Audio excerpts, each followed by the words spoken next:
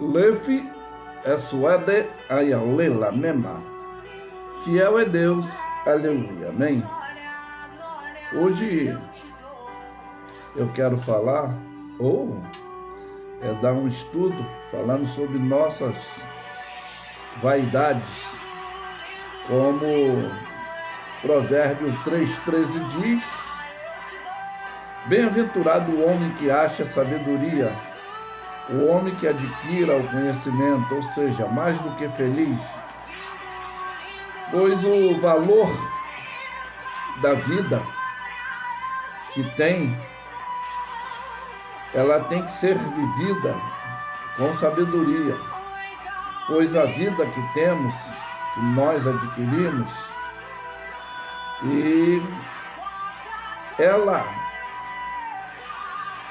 é um aprendizado, e dela nada levamos.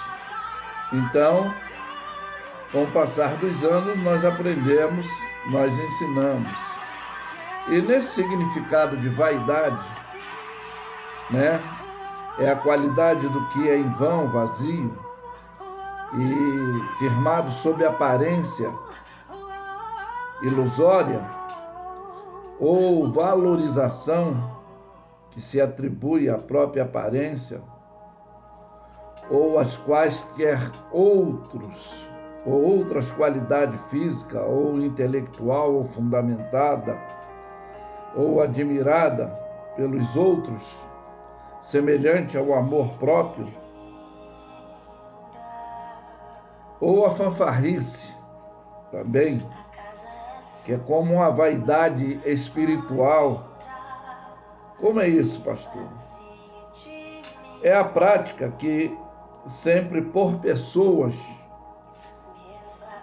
que hoje são extremamente engajadas na igreja. Ou em grupos de oração, ou em grupos que pertencem a certa especificação. Para alguns vai virar algo terrível, porque faz da beleza espiritual, que é uma simplicidade, ou da beleza que é a espiritualidade do simples, do humilde, tornar-se banal, fútil, superficial, pequena, não grande como ela é. Isso é o que nós vemos hoje, e por isso muitos não levam a sério a esse lado espiritual, pois é o vadioso. Por que isso? Importa muito com a sua própria aparência, e que dá importância à futilidade, é o que está havendo hoje. Infelizmente, expressa orgulho em relação ao próprio sucesso de alguém ou próximo, orgulho. Isso dentro do âmbito religioso, âmbito familiar, âmbito profissional. Então existe essa futilidade. Pois eu quero dar o significado do que é vaidade, a etimologia em hebraico, que é simplesmente sopro. Vaidade é sopro, é suspiro, é a neblina, é um trânsito, é o sentido da fragilidade da vida humana, a futilidade dos seus desejos do ponto de vista terrenos, que é o que o humano visualiza, se preocupa. E uma das exortações bíblicas, ela está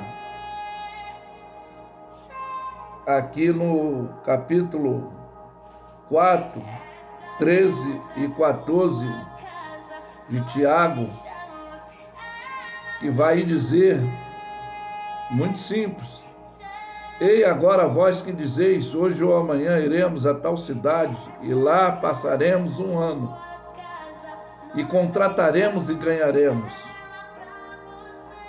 Digo-vos que não sabeis o que acontecerá amanhã, porque que a nossa vida é um vapor que aparece por um pouco e depois desvanece.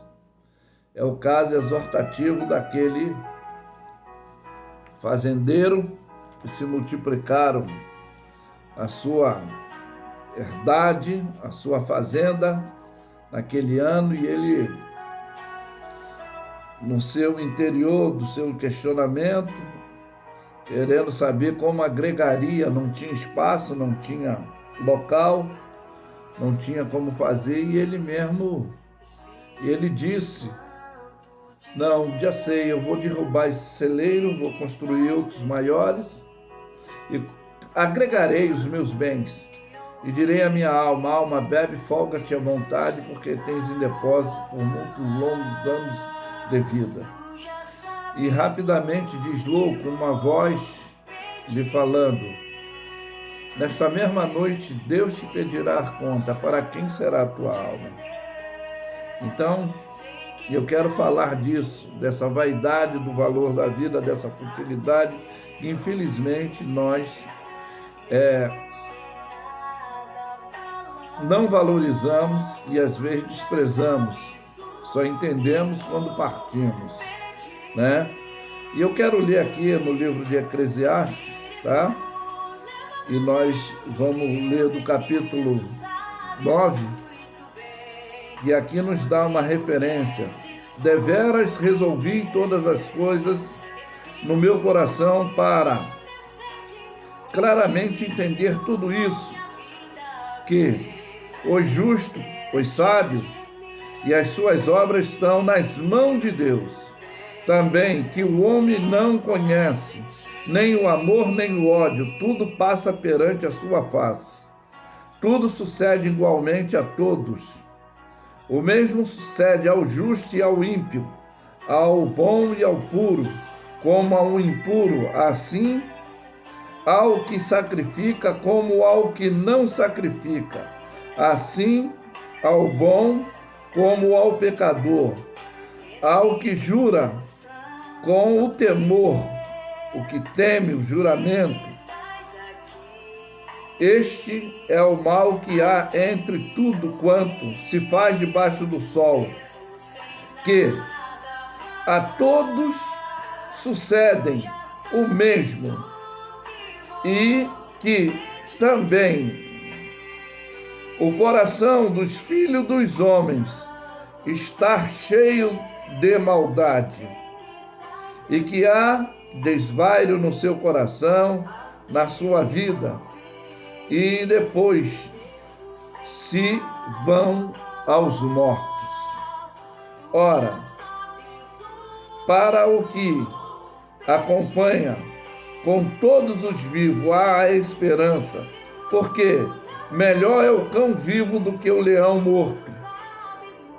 O poderoso, melhor é viver uma vida de simplicidade, né?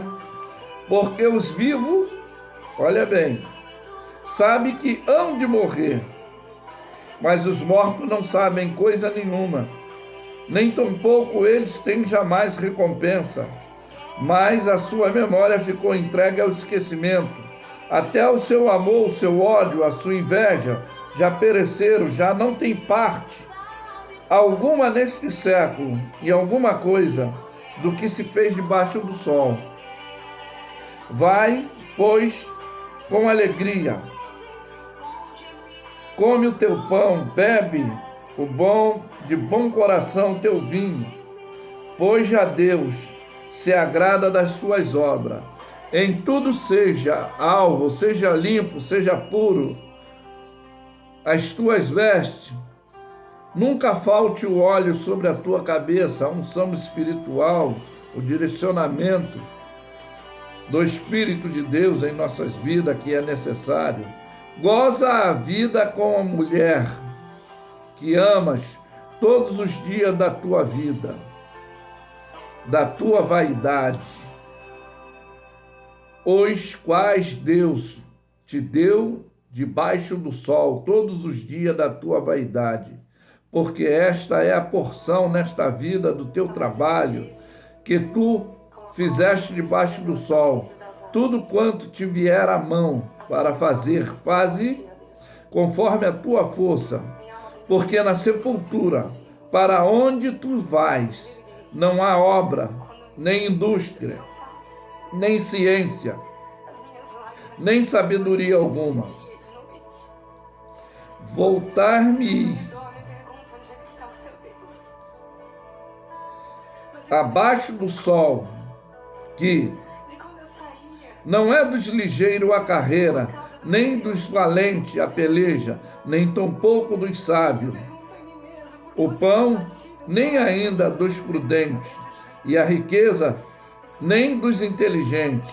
O favor, mais o tempo, e a sorte pertence a todos, que também o homem não conhece o seu tempo, como os peixes que se pescam com a rede maligna, e como os pássaros que se prendem com o laço, assim se enlaçam também os filhos dos homens no mau tempo, quando cai de repente sobre ele.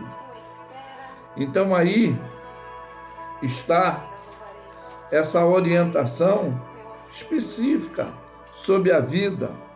Como aqui diz que nós não valorizamos e nós só fazemos uma reflexologia só nesse exato momento, capítulo 7, também do versículo 1 em diante, vai dizer assim, ó, melhor é a boa aparência do que o melhor unguento, e o dia da morte do que o dia do nascimento de alguém. Melhor é ir à casa de luto, que há luto, ou do luto, do que ir à casa de banquete, aonde há banquete, aonde há festividade, aonde há a banalidade, a futilidade.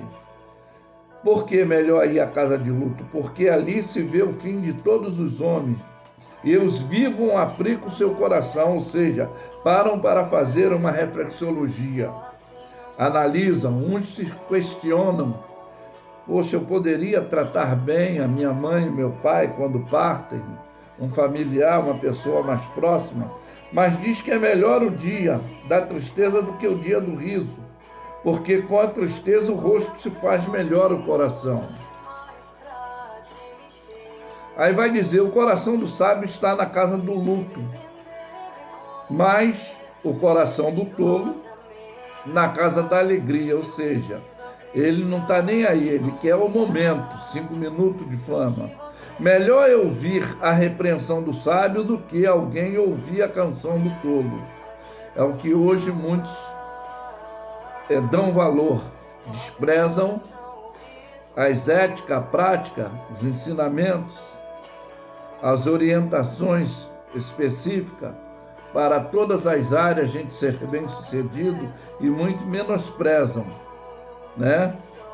Então diz que, porque qual o crepitar do espinho debaixo de uma panela, tal é o riso do tolo, ou seja, isso é vaidade, aquele momento de prazer momentâneo, de embriaguez, de estar drogado, estar alegre, 5 minutos de fama e tudo isso. Aí diz, verdadeiramente a opressão faz endoidecer até o sábio, e o suborno corrompe o coração. Talvez muito não concorde, mas é aqui. Melhor o fim das coisas do que o princípio dela. Melhor o longânimo do que o altivo de coração. Aqui já pode estar entrando dons espirituais. Aqui pode estar entrando fruto do Espírito. E aí vai dizer, não aparte o teu espírito, não apresse o teu espírito a irar, porque a ira que abriga sempre é no seio do tolo, ou seja, no pensamento daquele que está vivendo a vida de futilidade, banalidade. Aí vai dizer: tão boa é a sabedoria como a herança, é daquele que tiram proveito os que veem o sol. Porque a sabedoria serve de sombra como a sombra serve o dinheiro, mas a excelência da sabedoria é que ela dá a vida ao seu possuidor.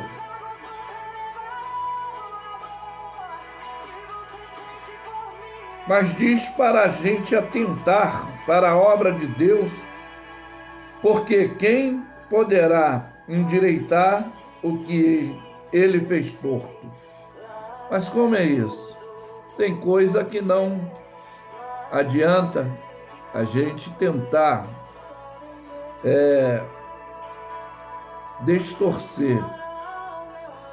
Porque não seja demasiadamente justo, nem demasiadamente sábio, porque destruiria a ti mesmo. Não seja demasiadamente ímpio, nem seja louco, porque morreria fora do tempo. Isso é o que, infelizmente, acontece com muitos que não respeitam, não cumprem ética, não obedecem. E a vida, ela não tem idade específica. E essa vaidade, dessa futilidade que hoje o mundo, desses finais dos tempos, como diz a palavra de Deus, é o que muitos vivendo nessa corruptividade, o seu egoísmo próprio nos seus momentos em que eles estão vivendo. Mas quando morrem, choram porque Deus fez isso. Mas é o que está decretado no livro de Gênesis: ao pó volte à terra como era antes, o Espírito a Deus que o deu. Mas aqui, como está no livro de Mateus, no capítulo 6, a gente é muito ansioso, preocupativo, e a Bíblia vai dizer, no versículo 24 em diante: não podeis servir a dois senhores, ou há de dedicar a um e amar a outro, ou desprezar o outro. Não podemos servir a Deus e o dinheiro, as vaidades, a futilidade desse mundo. Nós temos que ter um equilíbrio. Por isso vos digo, não andeis cuidadosos quanto à vossa vida, pelo que haveis de comer, pelo que haveis de beber, nem quanto vestir. Não é a vida mais do que o alimento, e o corpo mais do que a vestimenta. Olhai para as aves do céu, que não semeiam, não cegam, nem juntam em celeiro, e o vosso Pai Celestial as alimenta. Aí agora, especificamente, não tem de vós muito mais valor do que elas? Deus não fez o homem com superioridade, mas a maior verminosidade é a destruição que o homem faz na própria vida e na vida de outro, e no sistema em que convivemos, pela essa corruptividade, dessa vaidade e essa soberba humana. E tudo isso se acaba, né? Então, qual de vós poderá com todo cuidado acrescentar um côvado da sua estatura? Ou seja, tem coisa que não vão poder mudar por posição, condição ou situação ou atuação nossa. Porque tem o cromo e o kairós. Há tempo para todas as coisas, debaixo do sol. Então o tempo de Deus, quando chega de nós partirmos desse mundo, não adianta, não vai ser ciência, não vai ser dinheiro. Quantos homens soberbos, arrogantes, egoístas, com dinheiro, com mansões, com iates, com isso, com aquilo, vem um vírus, uma bactéria, o destrói. E quantos pobres vivendo na sarjeta jogado, quase não tendo o pão cotidiano nem a alimentação de 3 refeições diárias, vivem muitos anos. A história de Lázaro e o rico, né? que é uma exortação para nós nos despertarmos em relação. Eu já falei até do quarto amor, que é o amor ao próximo. Infelizmente, o egoísmo nosso, nós vivemos dentro dessa futilidade. Mas diz o versículo 29, eu vos digo que nem mesmo Salomão em toda a sua glória se vestiu como qualquer um deles. Ele está falando aqui no versículo 28, quanto ao vestuário, porque andais solícito, ou seja, a preocupação de ter boa roupa, isso ou aquilo, que nu viemos, nu partiremos. Mas diz aqui, olhai para os lírios do campo, como eles crescem, não trabalham e nem fiam. Aí vai dizer dessa estrutura salomônica de riqueza, de prosperidade, de tudo, não levou nada. Ainda partiu, criando malignidade dentre o povo e ainda aborreceu o seu Criador. Aí diz o versículo 30, pois se Deus assim veste a erva do campo, que hoje existe e amanhã é lançada no forno, não vos vestirá muito mais vós, homens de pequena fé? Aí diz, não andeis, pois, inquieto, dizendo que comeremos, que beberemos, ou que vestiremos. Presta atenção no que eu vou falar aqui.